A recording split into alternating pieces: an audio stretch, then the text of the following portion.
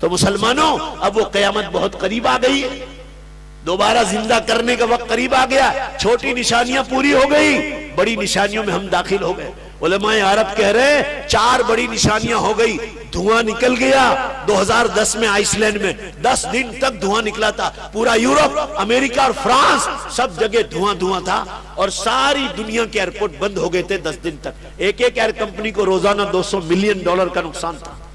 ऐसी हजारों कंपनियां जो सब ठप पड़ गई, हजारों कंपनियां ठप पड़ गई, सारे ट्रांसपोर्ट बंद हो गए। इंडिया से जितने हवाई जहाज यूरोप, अमेरिका और फ्रांस जाते थे, टोटल सारे जहाज, सारी चीजें बंद हो गई। इतना बड़ा धुआं निकला है और ये मुसलमान गफलत में सो रहे। सारी दुनिया ठप हो गई थी 10 दिन तक, कोई चिड़िया उड़ती नजर नहीं आती, रोज सारे ठप। सैकड़ों मुल्क है, अमेरिका, फ्रांस और यूरोप। इतना बड़ा धुआं निकला और ये उम्मत, वो भी 2010 में निकला। जलजले 2007 से चालू हुए, 2007 से रोजाना 10 जलजले होते थे। अभी मैंने मोबाइल मंगवाया था, आपने देखा, दुनिया में लोग इसको लाइव देख रहे हैं। आज के बयान को मैं दुनिया भर में जाता हूं तो उसको लिंक भेजता हूं तो लोग देखते हैं और फिर मैसेज भी भेजते हैं कि हमने इतना सुना, ये सुना, वो सुना। आज दीन पहुंचाना बहुत आसान हो गया। मैं ये अर्ज करना चाह रहा हूं आप हजरात के सामने, इतना बड़ा धुआं निकला और ये उम्मत गफलत में सो रही है। बड़ी निशानी पहली हो गई और 3 बड़े जलजले, जिसको बड़ी निशानी में कहा वल खस्फ फिल मशरिक, 2011 में जापान में हुआ। 1.5 लाख आदमी मार के फेंक कि जमीन फटेगी और लोग डायरेक्ट अंदर चले जाएंगे। वल खस्फ फी जजीरतिल अरब, ये 2013 में पूरे सऊदीया, यमन वगैरह में हुआ, जिसमें तकरीबन 30,000 आदमी मरे और 6,000 आदमी गायब, जमीनों में डांट दी। और अभी तीसरा जलजला जो है यूरोप का जलजला, वल खस्फ फी जजीरतिल अरब वल खस्फ फिल मगरिब, ये जो हुआ है तो ये यहां हुआ, तुर्की में हुआ। 1.25 लाख आदमी मर गए उस जलजले के बाद। मैं तुर्की गया था 15 दिन के बाद। मुसलमानों, वहां का तैयब उर्दुगान का बयान मैंने सुना कि अल्लाह ये 1.25 लाख के बारे में मुझे पूछेगा तो मैं क्या जवाब दूंगा अल्लाह के साथ। 25,000 आदमी गायब है, उनका नामो निशान नहीं, जमीन फाड़ कर उतार दिया अल्लाह। और अभी साइंस वाले यूं कह रहे हैं कि सूरज पश्चिम की दिशा में चल रहा है, उसने टर्न ले लिया है। साइंस वाले झूठ नहीं बोलते, कुरान में उनका बयान आया है, सनूरिहिम आयातिना फिल आफाक व फी अनफुसिहिम हत्ता यतबय्यन लहुम अन्नहुल हक, कि जो कयामत का इनकार कर रहे हैं वो भी कबूल कर लेंगे कि हाँ, कुरान जो कह रहा है वो सच कह रहा है। आज अंग्रेजी अखबारों में आ रहा है, Quran scores over modern science, Quran scores over modern science, कि कुरान के बयानात आज की साइंस से आगे चल रहे हैं। अरे भाई, वो रब्बुल आलमीन का कलाम, बेशक बोलो वो साइंसदानों का भी मालिक है। वो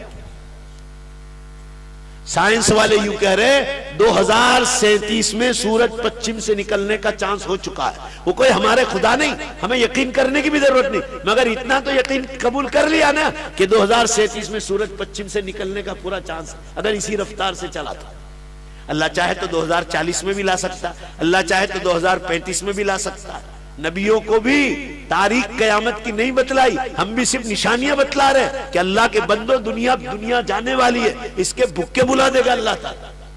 आप सल्लल्लाहु अलैहि वसल्लम ने फरमाया, जब दुनिया में झूठ, शराब, जुआ, नाचगान, धोखाबाजी, लांच, रिश्वत, जुल्म, जीनाकारी और सूदी कारोबार आम हो जाएगा। फबादहा सनवातुज ज़लाज़िल। अभी मैंने मोबाइल मांगा था ना बीच में, इस बच्चे के बाद मैं देखने था कि आज कितने जलजले हुए। अभी मेरे बयान से पहले मैंने देना 154 धरती का जलजले पूरी कायनात में मेरे बयान से पहले हो चुके हैं। रोजाना 200 जलजले हो रहे, 200 जलजले। अभी चाइना में हुआ 15 दिन पहले, चाइना से तिब्बत आया, तिब्बत से नेपाल में आया, तकरीबन 800 आदमी मर गए। और उसके बाद 4 दिन के बाद ताइवान में हुआ, इतना खतरनाक जलजला। वीडियो देखे ना आप, इंसानों की चीखो पुकार देखो, 1000 आदमी मर गए। कितना नंगा मुल्क है ताइवान, बहुत नंगा मुल्क है। तुर्की भी बहुत नंगा मुल्क है, मुसलमान है मगर फैशन बहुत ज्यादा है। आपको पता नहीं चलेगा कि मुस्लिम लड़कियां हैं। 10% दीनदारी है, 10%। अल्लाह के बंदो, पूरी कायनात में जलजले आ रहे हैं। आपके इंदौर में जलजला आया था, खंडवा में आया था। भाई जरा जोर से जवाब दो ना, आते हैं कि नहीं आते? जरा जोर से बोलो, अभी नहीं आएगा, घबराओ नहीं।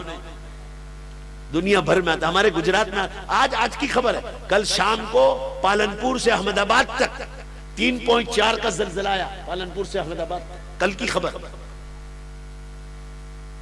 ये कयामत के अलार्म बज रहे हैं। आप सल्लल्लाहु अलैहि वसल्लम ने फरमाया जब जमीन गुनाहों से भर जाएगी तो अल्लाह ताला टाइम में से बरकत उठा लेगा। एक बरस महीने के बराबर, महीना हफ्ते के बराबर, हफ्ता दिन में, दिन घंटे में, और घंटा मिनट में, और मिनट माचिस की चिंगारी तक। भाई जल्दी से जवाब दे दो, अब बात खत्म कर रहा हूं, ईमानदारी से जवाब दो। पूरा मजमा हाँ या ना में बोलो। टाइम में बरकत रखी है अल्लाह ने, उठा लिया।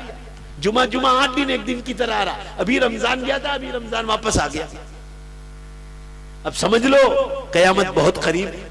साइंस वाले तो 2050 का ऐलान कर रहे हैं कि 2050 तक में दुनिया साफ हो जाएगी, मगर हमें साइंस वालों पर ईमान नहीं रखना है। बस इतना यकीन कर लो कि जो इनकार करते थे उन्होंने कबूल कर लिया कि कयामत आने वाली है। दोबारा जिंदा होने पर तो उनका भी यकीन नहीं। मैंने उसका जवाब दे दिया कि जिंदा होने के लिए ईमान चाहिए, उलमा की सोहबत चाहिए, कुरान हदीस को समझना चाहिए। साइंस वालों के पास ईमान नहीं है, वही का इल्म नहीं है, तो बेचारे इसी हालत में मर जाते। मेरे अर्ज करने का मंशा यह है, रमजान करीब आ गया, नमाजें छूटनी नहीं चाहिए, रोजा छूटना नहीं चाहिए है। ज़कात 1 लाख रुपए पर 2500 रुपए है, और खैरात खूब करो ज़कात निकालने के बाद भी। हजरत जिब्रील फरमाते हैं, रसूलुल्लाह सल्लल्लाहु अलैहि वसल्लम रमजान में, हजरत जिब्रील फरमा रहे हैं कि रमजान में मैं जब दौड़ के लिए हुजूर के पास रात को आता था तो नबी सल्लल्लाहु अलैहि वसल्लम की खैरात इस तरह तेज हो जाती थी कर रिहिल मुरसला, जैसे तेज रफ्तार हवाओं का तूफान चलता है। सदकात खैरात खूब करो। रमजान के बाद लाखों रुपए खर्च करोगे, वो इतना सवाब नहीं मिलेगा जितने ये 1000 का मिल जाए।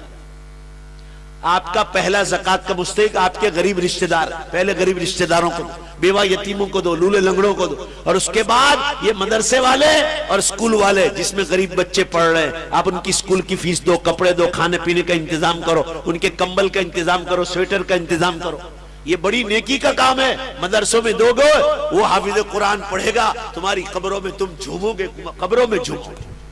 कुरान का हाफिज कोई आलिम बनेगा, कोई कारी बनेगा, कोई मुफ्ती बनेगा, है ये सब सवाब अल्लाह ताला आपके सदके मिले, और आप कब्र में मजे करोगे। अब तो चंद बरस रहना है दुनिया में, चंद बरस, और यूं झटका आया तो दूसरा झटका देगा अल्लाह, और सारे मुर्दों को कुरान में वनुफिख फिस्सूर फइज़ा हुम क़ियामुन यंज़ुरून, दूसरा विसल बजेगा और सारे मुर्दे जिंदा होकर मैदान हशर में। जरा जोर से आमीन कह दो। अल्लाह मैदान हशर हमारा सबका आसान फरमा दे। अल्लाह बिला हिसाब किताब हमें जन्नत में दाखिला अता फरमा दे। आमीन के हुजूर से अल्लाह कब्र के अजाब से हम सबकी हिफाजत फरमाए। मुसलमानों, आखिरी बात यह है, अब इसके बाद हम दुआ करा लेते हैं। रमजान इतना मुकद्दस महीना है कि अगर आपकी नमाज छूटी, रोजा छूटा, तरावी छूटी, तिलावत छूटी, एहतिकाफ छूटा, या आपने शब कदर की तलाश नहीं की, तो समझ लो अल्लाह आपके गुनाह को माफ नहीं करे। ये महीना गुनाहों की माफी का। एक ही हदीस सुनाकर अब दुआ करा लेते हैं, वक्त बहुत हो गया है। रसूलुल्लाह सल्लल्लाहु अलैहि वसल्लम एक दिन बहुत गमगीन बैठे हुए थे, बहुत गमगीन बैठे हुए। जिब्रील अलैहिस्सलाम को भेजा एक सूरत लेकर के, जाओ, अल्लाह को सब मालूम है। पूछा मोहम्मद सल्लल्लाहु अलैहि वसल्लम को जिब्रील ने कि ए जिब्रील, ए मोहम्मद सल्लल्लाहु अलैहि वसल्लम आप क्यों गमगीन है? भाई आखिरी बात है, ध्यान से सुन लो। और ये बात सुनने के बाद जरा जोर से सुभान अल्लाह बोलना, जोर से, इतनी ताकत से बोलो, अल्लाह ताला आपको क्या खुशखबरी दे रहे जन्नत की। फरमाया कि मैं ये सोच रहा था, हुजूर सल्लल्लाहु अलैहि वसल्लम ने फरमाया कि अल्लाह आपने मेरी उम्मत को कितनी छोटी उम्र दी, 70 बरस या ज्यादा से ज्यादा 100। आपने पिछली उम्मतों को 1000 बरस, 2000 बरस, 3-3 हजार बरस की उम्र अता फरमाई, तो उनकी उम्र ज्यादा, तो उनकी नेकियां ज्यादा, और मेरी उम्मत की उम्र कम, तो नेकियां भी कम, लिहाजा मेरी उम्मत पीछे रह जाएगी जन्नत में और दूसरे लोग पहले चले जाएंगे। तो सूरह इन्ना अंज़लनाहु फी लैलतिल क़द्र नाजिल फरमाई और खुश कर दिया, हुजूर सल्लल्लाहु अलैहि वसल्लम को खुश कर दिया। क्या फरमाया हजरत जिब्रील ने कि अल्लाह ने मुझे ये हुक्म लेकर भेजा है कि आपकी उम्मती ने, जोर से सुभान अल्लाह बोलना, अगर रमजान की कदर कर ली, चाहे मर्द हो या औरत, रमजान की पूरी कदर कर ली और शबे कदर तलाश कर ली, तो ये 2 नेमत की बरकत से हम आपकी उम्मत को सबसे पहले जन्नत में ले जाएंगे। अल्लाह हम सबको रमजान मुबारक की कदरदानी की तौफीक अता फरमाए। आज नियत करके जाओ कि इंशाअल्लाह हम लोग क्या करते हैं, फजाइल अमाल पढ़ते हैं या मुंतखब अहादीस, हम लोग क्या करते हैं, जब रमजान आता है ना तब शुरू करते हैं। ये गलत बात है। मैं रजब के महीने से रमजान पर बयान शुरू कर देता हूँ। घर में पानी घुस गए, अब आप पार बांध रहे, दीवार बना रहे, घर में पानी घुसने के बाद क्या फायदा? बेशुमार लोग रोजे नहीं रखते, फजाइल रमजान मुंतखब हदीस में हो कि फजाइल अमाल में हो, अभी से पढ़ना शुरू करो। और उलमा से कहता हूं ये 15 दिन बाकी है, अभी उम्मत को जगाओ, कुरान हदीस के मसाइल फजाइल बतलाओ। और जो आदमी मिले उसको कहो कि भाई अभी से खुशियां लाओ, कि रोजे रखेंगे, नमाज पढ़ेंगे, तरावी पढ़ेंगे, इफ्तार करेंगे, कराएंगे, सहरी करेंगे, कराएंगे, हैं शबे कदर की तलाश करेंगे, क्रिकेट से और खेल कूद से हम बचेंगे और अल्लाह को राजी करेंगे। रमजान में काम कम करने का हुक्म है। 8 घंटे करते हो 4 घंटे करो, 6 घंटे करते हो 3 घंटे करो। माँ बहनों से भी कहता हूं कि अपने घर के काम, खाने पकाने के कामकाज के साथ अपनी रमजान की कदर करो। रमजान में जो सवाब मिलेगा रमजान के बाद नहीं मिलेगा, और रमजान एक हफ्ते में छलांग मार के निकल जाएगा। व आखिर दावाना अनिल हम्दुलिल्लाहि रब्बिल आलमीन।